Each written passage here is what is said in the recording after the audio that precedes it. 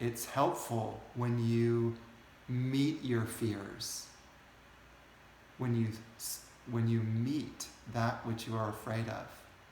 That is a gift, because now you can be aware of what that deeper fear is and actually work on it. If you never meet your fear and you always sit in your comfort zone, how are you ever going to grow? The Maya, or the world, has to present you with challenging situations to see where you're at. And each time you become sort of more even aware of your inner fears and insecurities, just the awareness alone and just being with it, that helps to already purify it. You see, a lot of times we get so caught in the insecurity and the fear, we're identifying with it. We think that that's just me. That's the way I'm supposed to be. That's just me. That's my personality. I'm never going to change. The fact that you can have consciousness around that, awareness around the feeling of fear and insecurity, is an amazing start.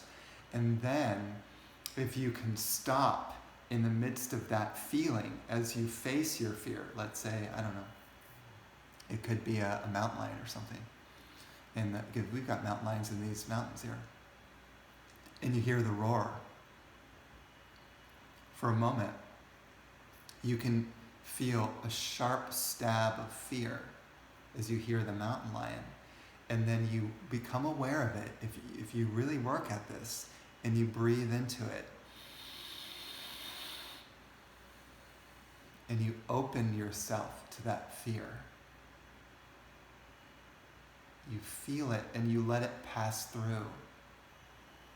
You know, it's like this sort of, if someone gets poisoned goes through your system and you let it pass through. This fear is a very similar thing. It arises and then it passes. Instead of suppressing it and denying it, you open to the fear. You know, I did this with public speaking. I used to be terrified of public speaking. Why? Insecurity about what people are going to think of me, what their judgments are going to be. You know, I didn't want to look bad. I didn't want to embarrass myself. All that stuff with public speaking.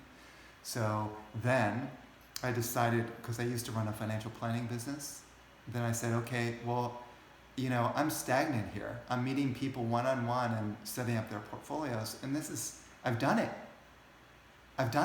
It's easy. So then what next? And then I thought, okay, well, I need to see groups of people. I can't just meet people one-on-one. I've already kind of mastered that.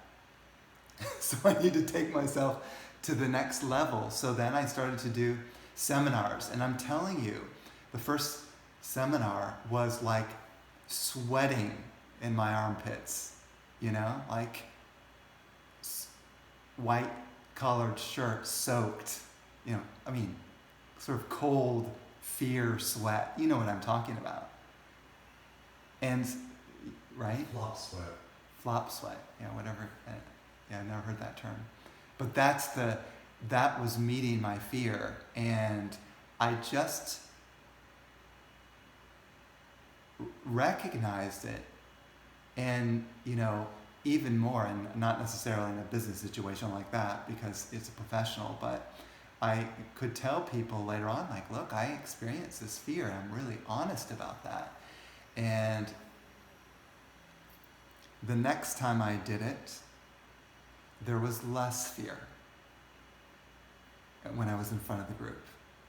And then the next time, less fear and less. And then suddenly, it was so natural, you know, I could, let's say now, stand in front of 1,000 people and maybe have a bit of fear for the first, you know, maybe 3 minutes of it, sort of butterflies.